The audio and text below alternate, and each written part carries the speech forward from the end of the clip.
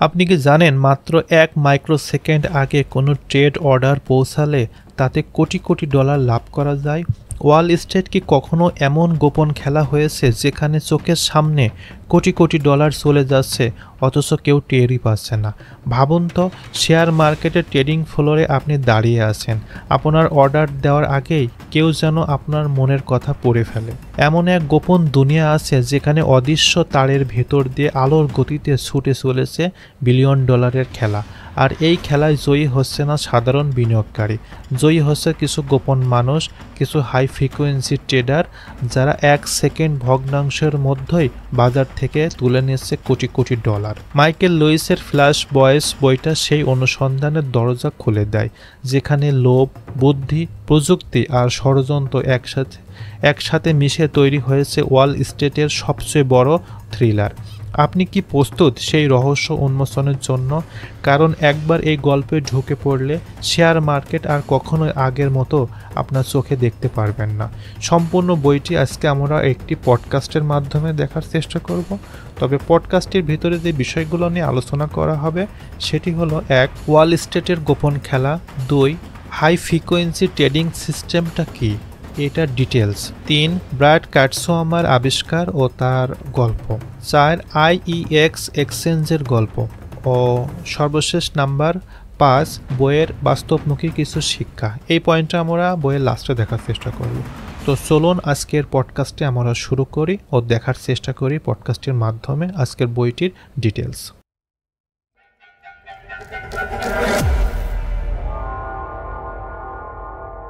ওয়াল স্ট্রিটে মানে এমন একটা খেলা চলে যেখানে ১ মাইক্রোসেকেন্ড ভাবা যায় সেকেন্ডের ১০ লক্ষ ভাগের ১ ভাগ সময়। এইটুকু আগে অর্ডার পৌঁছনো মানেই কিন্তু কোটি কোটি ডলারের লাভ লোকসান। একদম।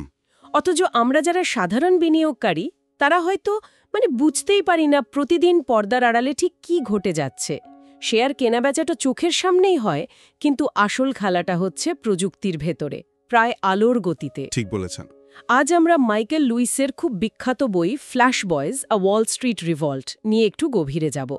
এই বইটা কিন্তু শুধু ওয়াল স্ট্রিটের কিছু গোপন কৌশল ফাঁস করেনি, বরং এটাও দেখিয়েছে যে কিভাবে কিছু মানুষ সিস্টেমের ভেতর থেকেই লড়াই করে বাজারটাকে সবার জন্য আরেকটু ন্যায্য করার চেষ্টা করেছে।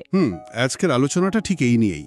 আমরা বোঝার চেষ্টা করব যে এই হাই ফ্রিকোয়েন্সি ট্রেডিং বা HFT এর আসল কৌশলগুলো কি, কিভাবে এই মিলি সেকেন্ডের খেলায় সাধারণ মানুষের অজান্তেই ক্ষতি হয়ে যেতে পারে। আর ওই যে ব্র্যাড কাতসুয়ামা, একজন ব্যাংকার, হ্যাঁ, ব্র্যাড কাতসুমা, কিভাবে তিনি এই সিস্টেমের বিরুদ্ধে প্রায় একটা বিদ্রোহই ঘোষণা করলেন, তৈরি করলেন আইইএক্স এক্সচেঞ্জ, একটা স্বচ্ছ আর ন্যায্য বাজার তৈরির লক্ষ্য নিয়ে। এটা শুধু একটা বইয়ের গল্প না, কিন্তু এটা আসলে প্রযুক্তি, টাকা আর নৈতিকতার একটা জটিল লড়াইয়ের বাস্তব ছবি। দারুণ। চলুন তাহলে শুরু করি এই বেশ চমকপ্রদ আলোচনাটা, যেখানে টাকার খেলা চলে প্রায় আলোর গতিতে। বইয়ের শুরুতেই লুইস একটা অদ্ভুত পরিস্থিতির কথা বলছেন, তাই না? যেখানে সবকিছু যেন চোখের সামনেই ঘটছে, কিন্তু আসলে কিছুই পরিষ্কার না। হিডেন ইন প্লেন সাইট, এই ব্যাপারটা আসলে কি? এত বড় একটা ফাঁকি সবার চোখের আড়ালে থাকে কিভাবে? ঠিক ধরেছেন। ওই প্রথম অধ্যায়ের নামটাই কিন্তু গল্পের মূল সুরটা ঠিক করে দেয়। হিডেন ইন প্লেন সাইট, চোখের সামনে থেকেও যা লুকানো। লুইস দেখাচ্ছেন যে সাধারণ বিনিয়োগকারীরা যখন তাদের ব্রোকারের মাধ্যমে শেয়ার কেনেন বা বেচেন, তারা ভাবেন পুরো ব্যাপারটা বেশ সহজ সরল স্বচ্ছ। হ্যাঁ, অর্ডার দিলাম, বাজারের সেরা দামে বিক্রি কিনি হয়ে গেল। রাইট। কিন্তু বাস্তবে তাদের অর্ডারটা বাজারে পুরোপুরি কার্যকর হওয়ার আগেই, মিলি সেকেন্ডের মধ্যে, অত্যন্ত দ্রুতগতির কিছু ট্রেডিং ফার্ম, যাদেরকে বলে হাই ফ্রিকোয়েন্সি ট্রেডার বা HFT, তারা ওই অর্ডারের তথ্যটা পেয়ে যায়। ১ মিনিট, আমি একটা শেয়ার কেনার জন্য বাটনটা টেপার আগেই অন্যরা জেনে যাচ্ছে? এটা কিভাবে সম্ভব? আমার অর্ডার তো এনক্রিপ্টেড থাকার কথা, সোজা এক্সচেঞ্জে যাওয়ার কথা। এখানেই তো প্রযুক্তির একদম অত্যাধুনিক আর কিছুটা ভয়ের ব্যবহার। HFT ফার্মগুলো শুধু পয়সাওয়ালা তা নয়, ওরা প্রযুক্তিগতভাবেও সাংঘাতিক এগিয়ে। ওরা হাই স্পিড কম্পিউটার অ্যালগরিদম আর ডেডিকেটেড ফাইবার অপটিক নেটওয়ার্ক ব্যবহার করে। যখন একজন সাধারণ বিনিয়োগকারী বা ধরুন বড় কোনো ফান্ড ম্যানেজারও অর্ডার প্লেস করেন, সেই অর্ডার কিন্তু একই সময়ে সব স্টক এক্সচেঞ্জে পৌঁছায় না। কারণটা সহজ, বিভিন্ন এক্সচেঞ্জ তো ভৌগোলিকভাবে আলাদা আলাদা জায়গায়। আচ্ছা, হ্যাঁ। তো ডেটা সেখানে পৌঁছাতে একটু হলেও সময়ের ফারাক হয়, মিলিসেকেন্ডের হিসাবে। এইচএফটি ফার্মগুলো কোটি কোটি টাকা খরচ করে স্টক এক্সচেঞ্জগুলোর ডেটা সেন্টারের একদম গায়ে গায়ে নিজেদের সার্ভার বসায়। এটাকে বলে কো-লোকেশন, আর সবচেয়ে দ্রুত ডেটা ফিড কেনে। ও আচ্ছা। ফলে একজন সাধারণ মানুষের অর্ডার যখন বিভিন্ন এক্সচেঞ্জের দিকে যাচ্ছে, এইচএফটি ফার্মগুলো হয়তো সবচেয়ে কাছের এক্সচেঞ্জ থেকে সেই অর্ডারের গন্ধ পেয়ে যায় মিলিসেকেন্ডেরও কম সময়। আচ্ছা, বুঝলাম। কিন্তু তথ্যটা পেয়ে ওরা ঠিক কি করে? আমার অর্ডারটা কি বাতিল করে দেয়? না, বাতিল করে না, বরং তারা এটাকে ব্যবহার করে মুনাফা করে। এটাকে একরকম ফ্রন্ট রানিংয়ের ডিজিটাল ভার্সন বলা যেতে পারে। Front running? হ্যাঁ, ধরা যাক আপনি 1000টা শেয়ার কিনতে চাইলেন একটা নির্দিষ্ট দামে। আপনার অর্ডারটা যেই না বিভিন্ন এক্সচেঞ্জের দিকে রওনা হলো, এইচএফটি ফার্ম সেটা দেখে ফেলল। তারা বুঝে গেল বাজারে একটা কেনার চাপ আসছে, যা দামটা হয়তো একটু হলেও বাড়াবে। তখন তারা নিজেদের বিদ্যুতের গতির অ্যালগোরিদম ব্যবহার করে আপনার অর্ডারটা কার্যকর হওয়ার ঠিক আগের মুহূর্তে ওই শেয়ারগুলো কিনে নেয়। তারপর ওই মিলিসেকেন্ডের মধ্যেই তারা একটু বেশি দামে ওই শেয়ারগুলোই আবার বেচার জন্য অফার দেয়। বলেন কি? এবার আপনার যে বড় অর্ডারটা, সেটা যখন ফাইনালি বাজারে এসে হিট করে, তখন আর আগের দামে শেয়ার পায় না। তখন বাধ্য হয়ে এইচএফটি ফার্মের দেওয়া ওই সামান্য উঁচু দামটাই নিতে হয়। তার মানে আমি না জেনেই একটু বেশি দামে কিনছি বা একটু কম দামে বেচছি, আর ওই মাঝখানের পয়সাটা ওইটা সিরাফ এইচএফটি ফার্মগুলোর পকেটে চলে যাচ্ছে। প্রতি ট্রেডে অল্প হলেও কোটি কোটি ট্রেডে তো এটা বিশাল টাকা। এ তো রীতিমতো ইলেকট্রনিক পকেট মারি। কথাটা শুনতে খারাপ লাগলেও লুইস বইতে কিন্তু এই ছবিটাই এঁকেছেন। তিনি বলছেন এইটাই বাজারের একটা ভয়ানক সত্যি। সাধারণ বিনিয়োগকারীরা ভাবছেন তারা বেস্ট প্রাইসে লেনদেন করছেন, কিন্তু আসলে এই অদৃশ্য একটা টোল ট্যাক্স দিয়ে যাচ্ছেন প্রতিবার। আর পুরো ব্যাপারটা এত দ্রুত ঘটে, মিলিসেকেন্ডে, মাইক্রোসেকেন্ডে, যে সাধারণ মানুষের পক্ষে, এমনকি সাধারণ ব্রোকারদের পক্ষেও এটা ধরা প্রায় অসম্ভব। এখানেই বাজারের অস্বচ্ছতাটা। বাইরে থেকে দেখলে মনে হবে সব নিয়ম মেনেই হচ্ছে, কিন্তু ভেতরে ভেতরে চলছে গতির এক অসম লড়াই, যেখানে প্রযুক্তি আর টাকার জোরে কেউ কেউ অন্যায় সুবিধে নিচ্ছে। এটা তো শুধু ব্যক্তিগত লোকসান না, এটা তো পুরো বাজারের ওপর থেকে মানুষের ভরসা কমিয়ে দেয়। লোকে তো ভাববে বাজারটাই আসলে একটা জোচ্ছুরির জায়গা। একদম ঠিক এই পয়েন্টটাই লুইস বারবার এনেছেন। আস্থার সংকট তৈরি হয়। আচ্ছা, এই যে গতির খেলার কথা আসছে, বইয়ের একটা অংশে না দ্য স্প্রেড নেটওয়ার্ক বলে একটা বিশাল প্রজেক্টের কথা আছে। শুনেছিলাম এটা নাকি একটা ফাইবার অপটিক কেবল পাতার গল্প, কিন্তু এর পেছনের কারণটা নাকি অবিশ্বাস্য। ঠিক কি ছিল ওটা?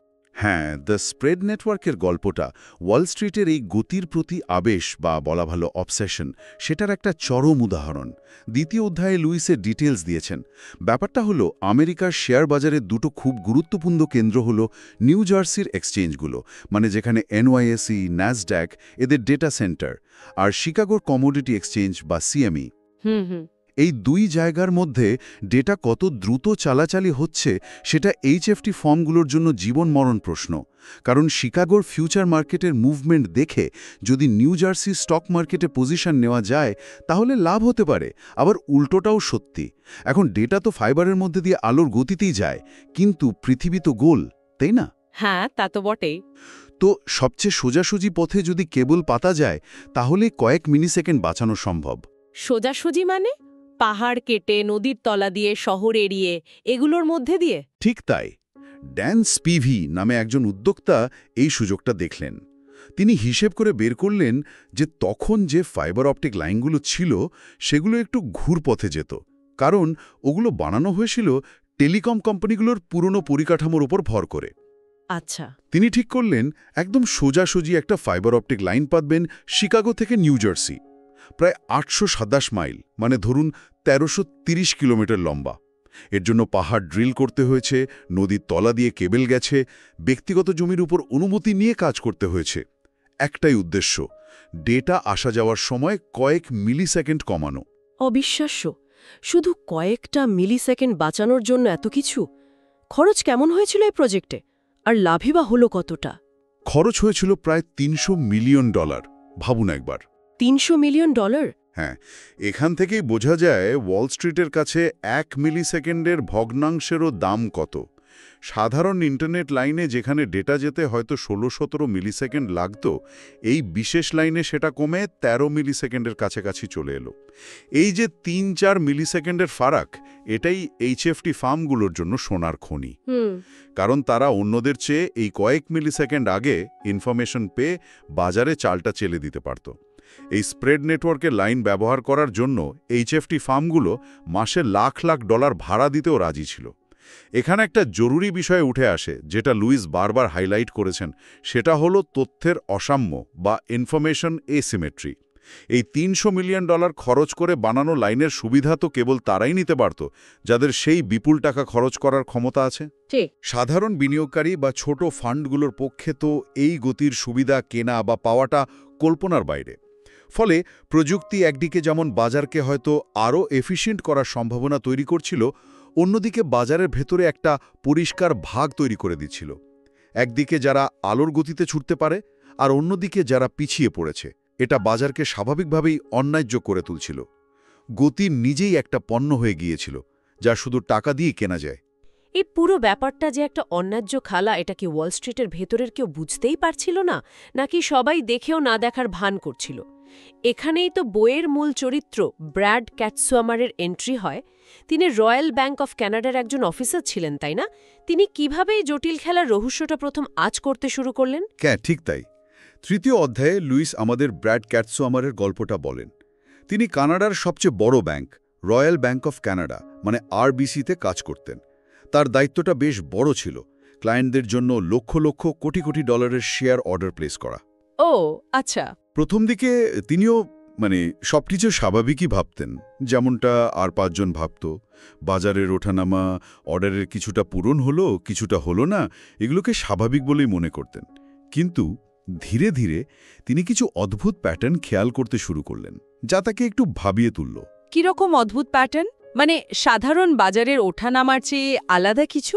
হ্যাঁ, উনি যখন বড় পরিমাণে শেয়ার কেনার অর্ডার দিতেন, প্রায়শই দেখতেন যে অর্ডারটা পুরো হওয়ার আগেই শেয়ারের দামটা যেন হুহু করে বেড়ে যাচ্ছে, অথবা অর্ডারটা অনেকগুলো ছোট ছোট অংশে বিভিন্ন দামে পূরণ হচ্ছে, যা তার হিসেবের চেয়ে খারাপ।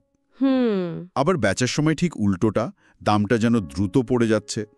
প্রথমে তিনি ভাবলেন হয়তো তাদের ব্যাংকের নিজস্ব ট্রেডিং সিস্টেমে কোনো গণ্ডগোল আছে, কিন্তু যখন দেখলেন যে এটা বারবার হচ্ছে, বিশেষ করে যখন তারা বড় অর্ডার দিচ্ছেন, তখনই তার মনে খটকা লাগলো।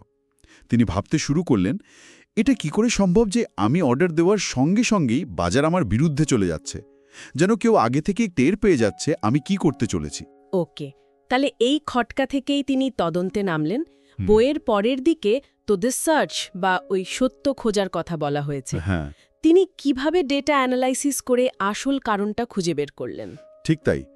চতুর্থ অধ্যায় দ্য সার্চ, এটাই হলো ব্র্যাড আর তার টিমের এই রহস্য উদ্ঘাটনের গল্প। ব্র্যাড শুধু একজন ট্রেডার ছিলেন না, তিনি খুবই সিস্টেম্যাটিক ছিলেন, ডেটা নির্ভর ছিলেন। তিনি এই অদ্ভুত ঘটনার কারণ খুঁজতে প্রযুক্তিবিদ, প্রোগ্রামার, ডেটা অ্যানালিস্টদের নিয়ে একটা টিম বানালেন। আচ্ছা।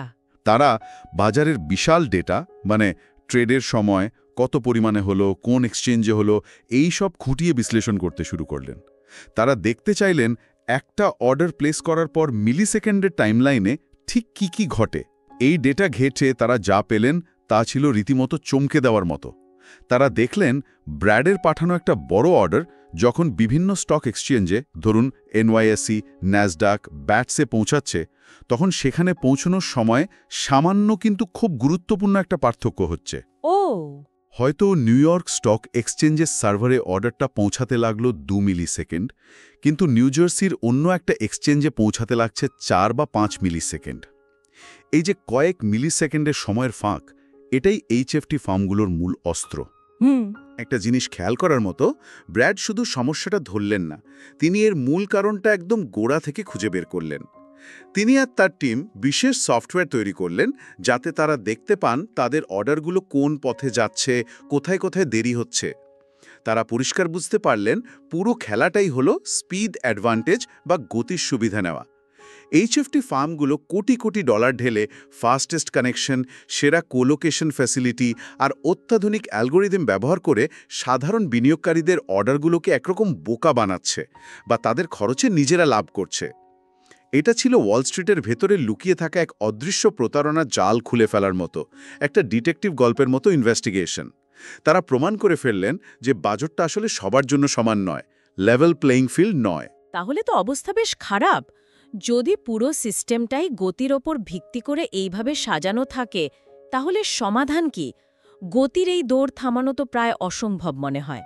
টেকনোলজি তো দিন দিন আরও ফাস্ট হবে। এখানেই ব্র্যাড কাটসোয়ামার দূরদর্শিতা আর সাহসের পরিচয়। পঞ্চম অধ্যায়ের নামটাই খুব ইন্টারেস্টিং, স্লো ইজ ফাস্ট, মানে ধীর হওয়াই আসলে দ্রুত। ব্র্যাড আর তার দল বুঝতে পারলেন যে এইচএফটি ফার্মগুলোর সাথে পাল্লা দিয়ে আরও দ্রুত হওয়ার চেষ্টা করাটা অর্থহীন। কেন? কারণ তারা সবসময় আরও বেশি টাকা খরচ করে আরও ফাস্ট হওয়ার রাস্তা ঠিক খুঁজে নেবে।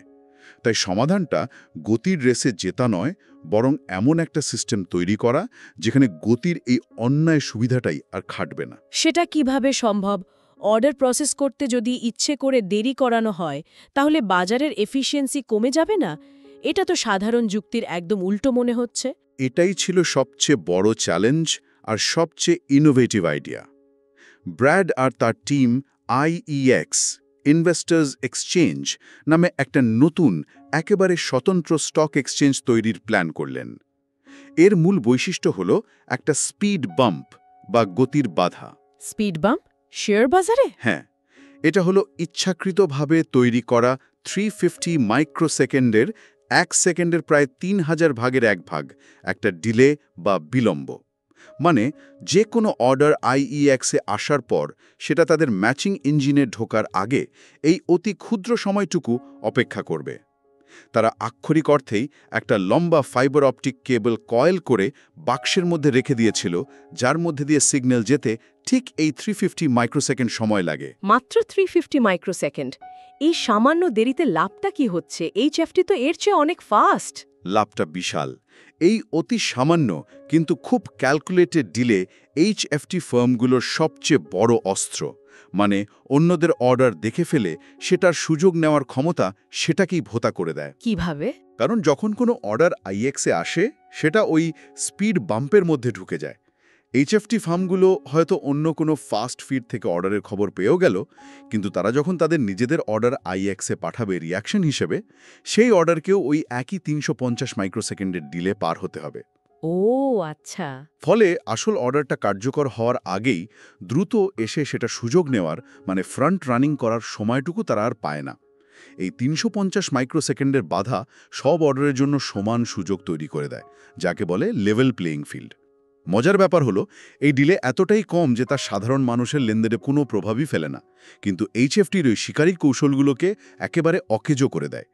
এটা প্রমাণ করে যে সবসময় দ্রুততম হওয়াই সেরা সমাধান নয়, কখনো কখনো একটু নিয়ন্ত্রিত ধীর গতি আসলে ন্যায্যতা আর স্থিতিশীলতা আনতে পারে। বাহ, এটা তো ওয়াল স্ট্রিটের একেবারে প্রতিষ্ঠিত ধ্যান ধারণার পুরো উল্টো একটা পদক্ষেপ। বাজারের স্বাভাবিক গতিকে ইচ্ছে করে একটু থামিয়ে দেওয়া, এটাকে তো রীতিমতো একটা বিদ্রোহী বলা চলে পুরো সিস্টেমের বিরুদ্ধে। ঠিক তাই। আর সেই জন্যই বইয়ের 6ষ্ঠ অধ্যায়ের নাম the Wall Street Revolt. Brad আর তার দলিয়া করছিলেন তা ছিল প্রচলিত ব্যবস্থার বিরুদ্ধে একটা সরাসরি চ্যালেঞ্জ। তারা শুধু সিস্টেমের ভুলটা ধরিয়ে দিয়ে থেমে যাননি, বরং একটা সম্পূর্ণ নতুন ন্যায্য বিকল্প তৈরি করার দুঃসাহসী কাজে নেমেছিলেন। এটা ছিল অনেকটা ডেভিড বনাম গলিয়াতের লড়াইয়ের মতো। একদিকে মুষ্টিমে কয়েকজন সংস্কারক আর অন্যদিকে ওয়াল স্ট্রিটের বিলিয়ন ডলারের HFT ইন্ডাস্ট্রি, বড় বড় ব্যাংক, ব্রোকারেজ হাউসগুলো, যারা এই অস্বচ্ছ সিস্টেম থেকে প্রচুর লাভ করছিল। তারা স্বাভাবিকভাবেই IEX-এর ধারণার মারাত্মক বিরোধিতা শুরু করে। কি বলতে শুরু করে তারা? তারা বলতে লাগলো এটা বাজারকে অকার্যকর করে দেবে, লিকুইডিটি বা তারল্য কমিয়ে দেবে, হেন তেন, মানে ভয় দেখানোর চেষ্টা আর কি। এই কঠিন লড়াইয়ে ব্র্যাড কি একা ছিলেন? এত পাওয়ারফুল প্রতিপক্ষের বিরুদ্ধে দাঁড়াতে তো শুধু ভালো আইডিয়া থাকলে চলে না, পাশে লোকও তো লাগে। না, তিনি একদমই একা ছিলেন না।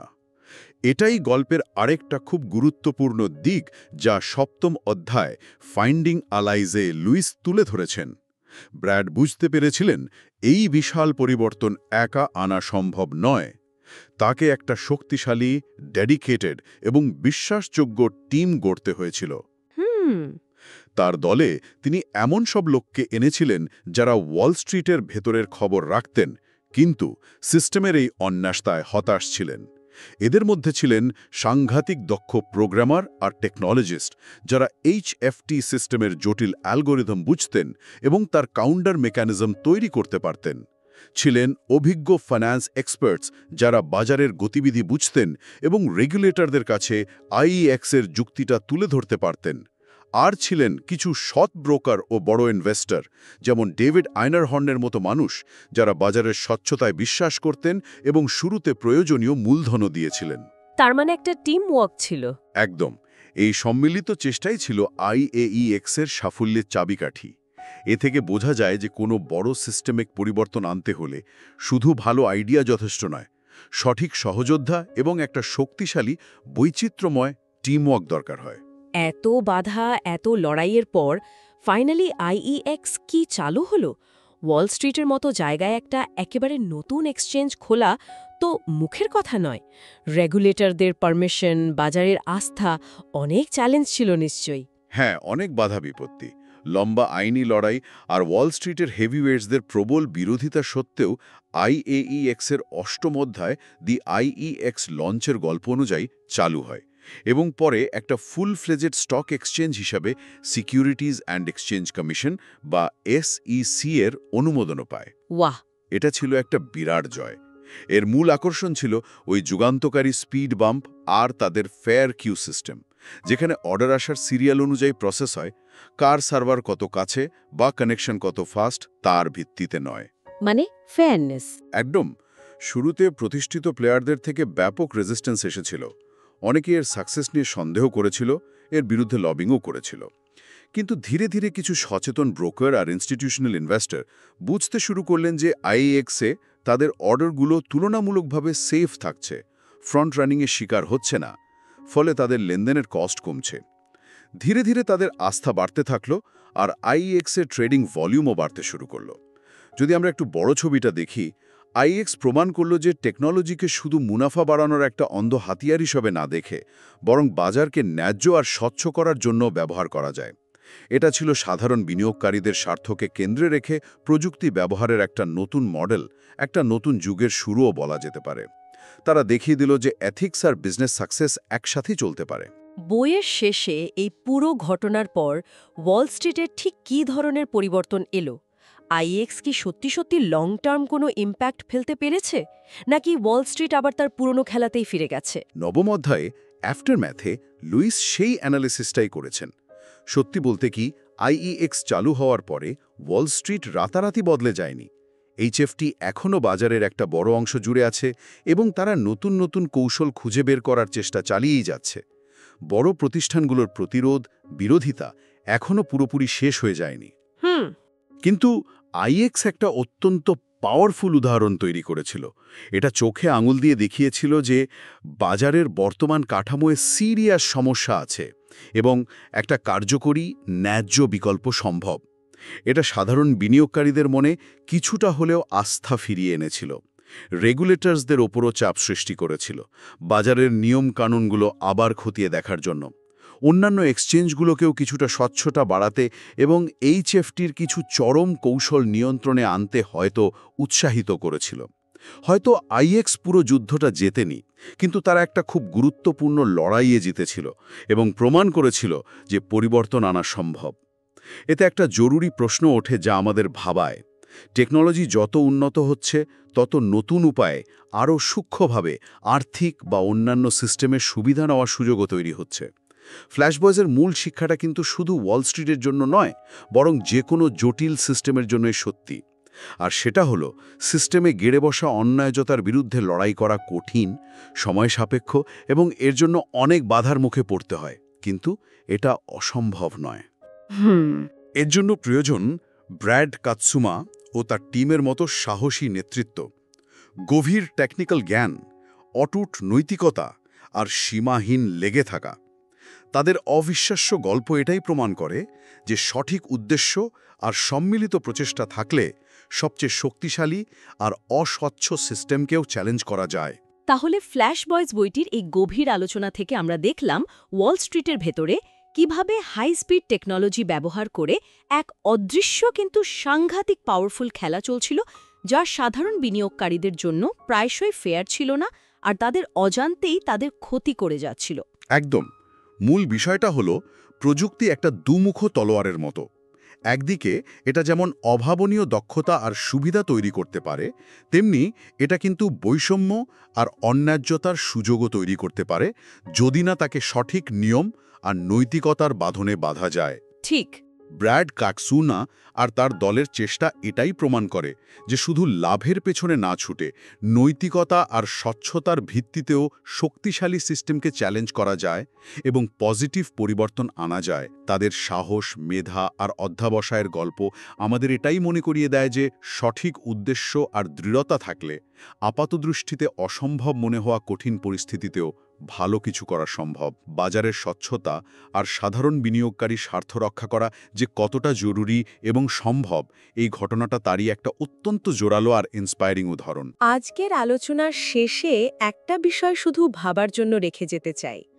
প্রযুক্তি যেভাবে প্রতিনিয়ত আরও উন্নত হচ্ছে, আরও দ্রুত গতির আর আরও জটিল হচ্ছে, তাতে বর্তমানে শেয়ার বাজার বা আমাদের জীবনের অন্য কোনো গুরুত্বপূর্ণ ক্ষেত্রে, যেমন ধরুন ডেটা প্রাইভেসি বা অ্যালগোরিদম দিয়ে যে সিদ্ধান্তগুলো নেওয়া হচ্ছে, সেখানে এই ধরনের নতুন কোনো অদৃশ্য সুবিধা বা অন্যায্যতার জায়গা তৈরি হচ্ছে কিনা, যা আমরা এখন হয়তো বুঝতেই পারছি না। আর এই ক্রমবর্ধমান জটিল সিস্টেমের সাধারণ মানুষ হিসেবে আমরা কিভাবে আরও সচেতন থাকতে পারি, প্রশ্ন করতে শিখতে পারি এবং একসঙ্গে ন্যায্যতার পক্ষে দাঁড়াতে পারি।